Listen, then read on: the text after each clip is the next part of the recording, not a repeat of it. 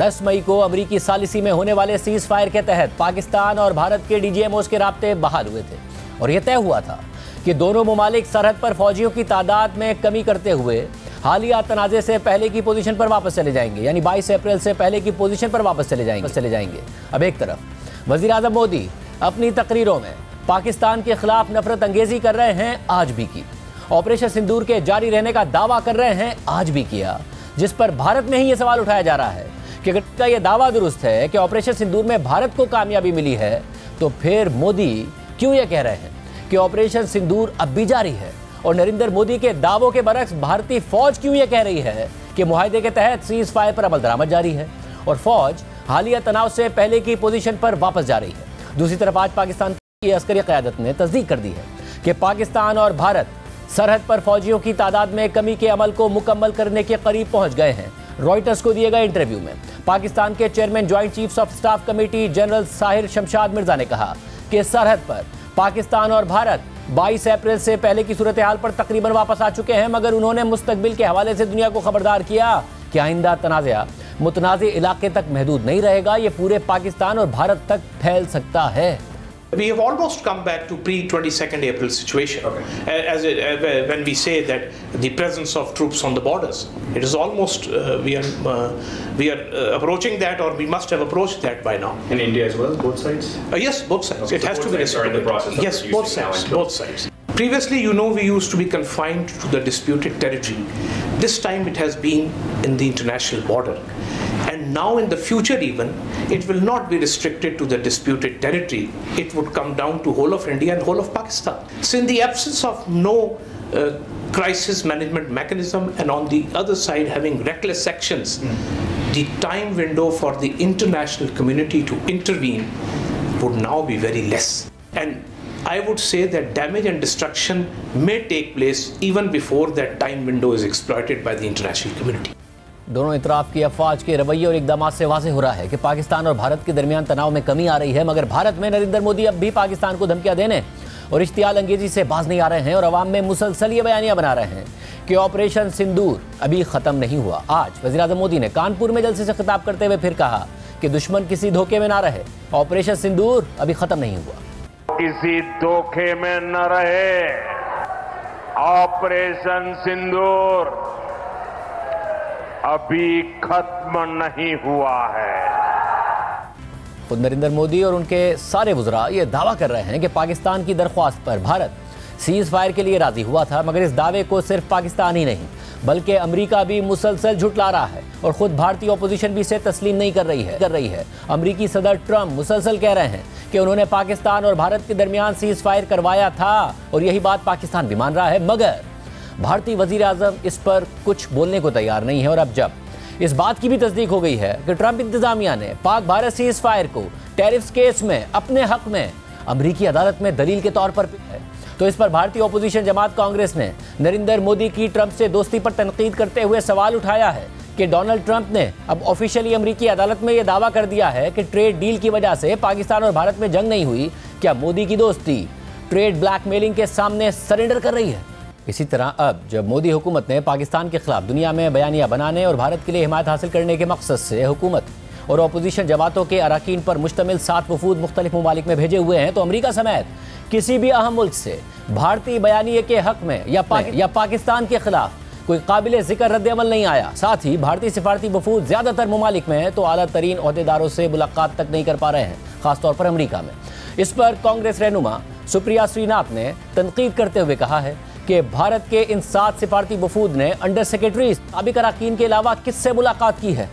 कुछ सवाल हैं जो भारतीय मीडिया नहीं पूछेगा क्योंकि उसको तो फुर्सत ही नहीं है सरकार की ढाल बने रहने से, तो सोचा मन में आया कि हम ही पूछ लेते हैं। ये जो 7 डेलीगेशन दुनिया के तमाम देशों में गए हैं, ये अंडर सेक्रेटरी और भूतपूर्व सदस्यों को छोड़कर कभी किसी राष्ट्राध्यक्ष से मिले अभी तक? तो कुछ सवाल हैं। ये डेलीगेशन कितने राष्ट्राध्यक्षों से मिले हैं? ये डेलीगेशन जहां जहां गए हैं, क्या उन देशों ने 2 टूक औपचारिक बयान देकर भारत का समर्थन किया है? क्या उन देशों ने खुलकर पाकिस्तान प्रायोजित आतंकवाद के खिलाफ बोला है? क्या ये जो डेलीगेशन गए हैं ये विदेशी मीडिया से मिल रहे हैं या नहीं मिल रहे हैं? और अंत में एक सवाल, इन सारे डेलीगेशंस के जाने का भारत को क्या फायदा हो रहा है? क्या हमारे पक्ष में एक माहौल बन रहा है? मुझे लगता है इन सवालों के जवाब मिलने चाहिए। डेलीगेशन मोदी जी ने भेजे हैं, विपक्ष ने उनका साथ निभाया है, लेकिन इसका रिजल्ट क्या हो रहा है ये भी देश जानना चाहता है। इसके अलावा वज़ीर-ए-आज़म मोदी हमेशा ये दावे करते रहे हैं कि वो बहुत सादा हैं, सादा ज़िंदगी गुजारते हैं, फ़कीर हैं। इसके साथ साथ वो आवाम को कहते हैं कि उन्हें बैरून मुल्क की अशिया दरामद करके इस्तेमाल नहीं करनी चाहिए, बल्कि भारत में बनी अशिया इस्तेमाल करनी चाहिए। इस पर अपोजिशन नरेंद्र मोदी का मजाक उड़ा रही है और उनकी सादा और फ़कीर तबीयत की हकीकत आवाम को बता रही है। सिर्फ यही नहीं, मोदी हुकूमत पहलगाम वाक़े की बुनियाद पर पाकिस्तान और भारत को जंग के दहाने पर ले आई थी और अब ये क्रेडिट भी ले रही है कि ऑपरेशन सिंदूर के जरिए पहलगाम का बदला ले लिया है। मगर ये बुनियादी सवाल अब भी मोदी हुकूमत का पीछा कर रहा है और भारत में तनकीद बढ़ रही है कि 1 महीना और 8 दिन गुजरने के बावजूद पहलगाम वाक़े के हमलावरों का सुराग क्यों नहीं लगाया जा सका। भारतीय इंतहा पसंद तंजीम शिवसेना UBT के रहनुमा और राज्यसभा के रुकन संजय रावत ने कहा है कि पहलगाम के दहशतगर्द शायद बीजेपी में शामिल हो गए होंगे। अभी तक आतंकवादी पकड़े नहीं गए, वही बीजेपी लगातार कांग्रेस को ही टारगेट करेगी। आतंकवादी तो शायद बीजेपी में प्रवेश किया होगा, इसलिए पकड़े नहीं जाते हैं। वो जो 6 आतंकवादी है पहलगाम वाले, वो इसलिए पकड़े नहीं जाते कि शायद वो एक दिन आपको बीजेपी कार्यालय से प्रेस नोट आ जाएगी, वो 6 लोगों ने बीजेपी में प्रवेश किया है, तो आप भूल जाइए सब। भारत ने बगैर किसी सबूत के पहलगाम वाक़े का इल्ज़ाम पाकिस्तान पर लगा दिया और 6 और 7 मई की रात को पाकिस्तान पर जारहियत का आगाज़ कर दिया। मगर पाकिस्तान की फौरी जवाबी कार्रवाई के दौरान भारत को रफाल समेत 6 जंगी तैयारों का नुकसान उठाना पड़ा। भारत सरकारी सतह पर तो तैयारे गिरने की तस्दीक या तरदीद नहीं कर रहा है, मगर आलमी मीडिया और भारतीय तज्ज़ियाकारों के बाद अब खुद बीजेपी के सीनियर रहनुमा सुब्रमण्यन स्वामी ने एतराफ़ कर लिया है कि पाकिस्तान ने भारत के 5 जंगी तैयारे मार गिराए हैं। उन्होंने रफाल तैयारों की डील पर भी तनकीद की। लीडर ऑफ अपोजिशन ने एक बात बोली कि हमारे जहाज गिरे हैं, कितने गिरे हैं बताइए। 5 पाकिस्तान ने अपने जहाज को बेचकर गिराया था हमारा। उसमें कुछ चाइना का भी रोल था सर? चाइना के प्लेन्स तो चाइना के ही थे, चाइना के लोगों ने नहीं किया। चाइना ने जो हवाई जहाज दी थी वो बहुत बढ़िया हवाई जहाज थी, और फ्रांस के जो थे वो उतना बढ़िया नहीं थे, और हमारे उनके जो हवाई जहाज है उन्होंने 5 को गिराया था। आपका मतलब रफेल ने अच्छा काम नहीं किया? रफेल तो पर्याप्त नहीं है हमारे देश के लिए। वो उसमें क्या क्या भ्रष्टाचार हुआ ये तो दूसरी बात है। मोदी रहते हुए हम इस पर जांच नहीं कर सकते, क्योंकि होने नहीं देगा वो। इसके अलावा कांग्रेस रहनुमा शशि थरूर की क़यादत में भारतीय सिफारती वफ्द कोलंबिया पहुंचा तो शशि थरूर ने कोलंबिया की हुकूमत से ही शिकवा कर दिया कि आपको सिर्फ हमसे हमदर्दी करनी चाहिए थी, आपने पाकिस्तान में हमारे हमले में मारे जाने वाले पाकिस्तानियों से दिली ताज़ियत क्यों की। We were a little disappointed in the reaction of the Colombian government, which apparently expressed heartfelt condolences on the loss of lives in Pakistan after the Indian strikes, rather than sympathizing with the victims of terrorism.